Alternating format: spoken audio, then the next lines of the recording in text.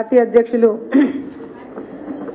లక్ష్మణ్ గారికి మరి వేదికమైనటువంటి పెద్దలకందరికీ మరి ముందున్నటువంటి మీడియా మిత్రులకి అందరికీ నమస్కారం. మరి బీజేపీ పార్టీలో మరి 2 రోజుల క్రితం చేరిన సంగతి మీకు అందరికీ తెలిసిందే. ఈరోజు బీజేపీ పార్టీ దేశంలోనే ఒక బలమైన పార్టీగా శక్తిగా మోడీ గారి నాయకత్వంలో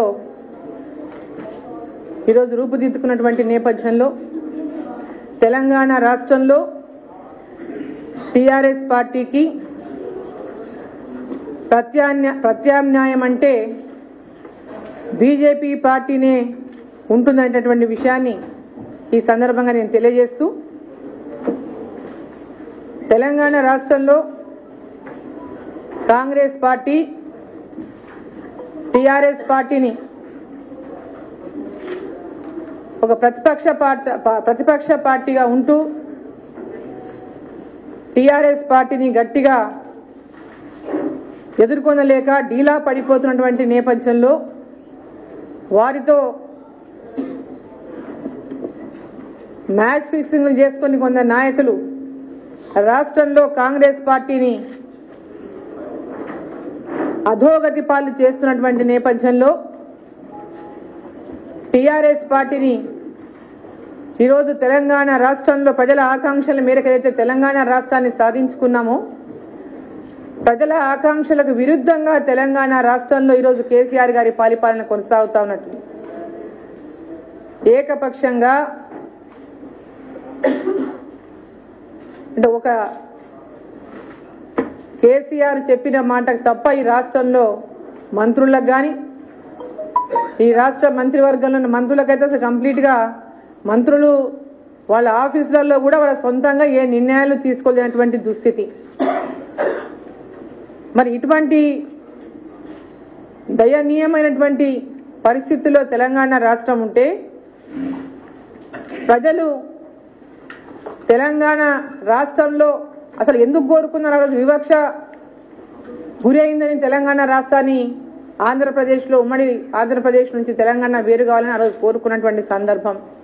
మరి తెలంగాణలో కేసీఆర్ గారు ముఖ్యమంత్రిగా అయినప్పటికీ కూడా వివక్ష కొనసాగుతూనే ఉంది. మరి ఆయన ఆ రోజు వివక్ష గురించి మాట్లాడిన కేసీఆర్ గారు మరి ఈరోజు వెనుకబడిన ప్రాంతాలను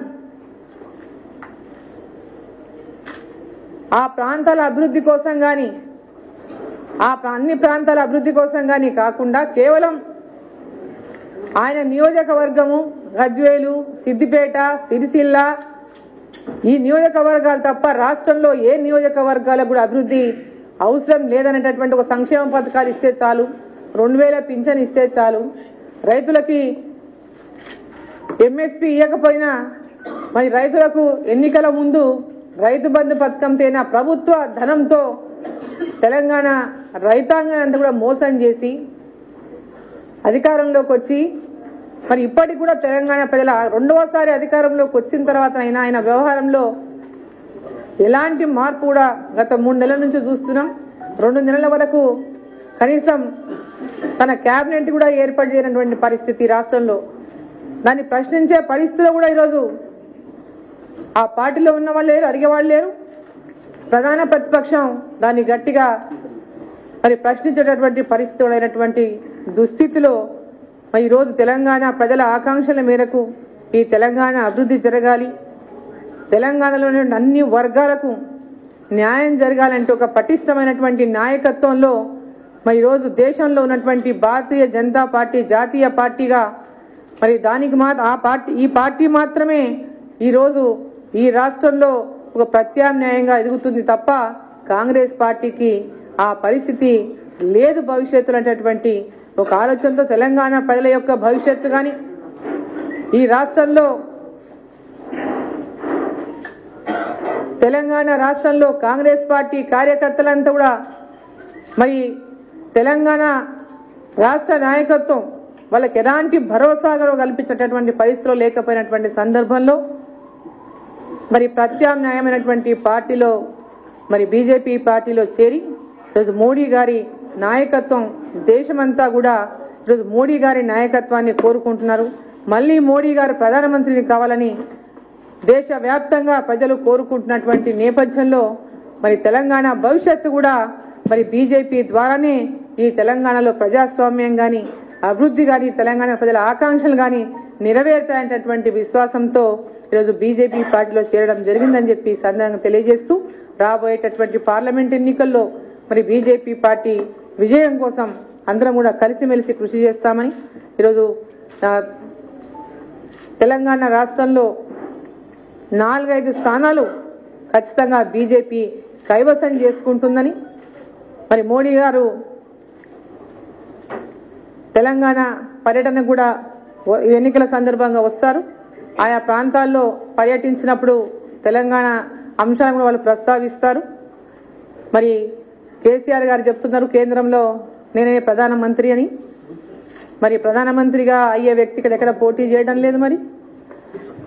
మరి ప్రధానమంత్రి నేనే కేంద్రంలో అని చెప్పేటటువంటి మరి మాట మాట్లాడినటువంటి మరి కేసీఆర్ ఎందుకు పోటీలో నిలవలేదో తెలియదు.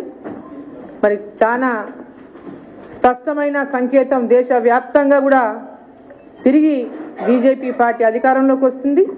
నరేంద్ర మోడీ గారి నాయకత్వంలో ప్రధానమంత్రిగా, అమిత్ షా గారి నాయకత్వంలో పార్టీ అధ్యక్షుడిగా తెలంగాణ రాష్ట్రంలో కేంద్రంలో కూడా ఖచ్చితంగా బీజేపీ అధికారంలోకి వస్తుందని చెప్పి భవిష్యత్తులో తెలంగాణలో కూడా బీజేపీ పార్టీ అధికారంలోకి వస్తుందని చెప్పి తెలియజేసుకుంటూ అందరికీ కూడా ధన్యవాదాలు తెలియజేస్తాను.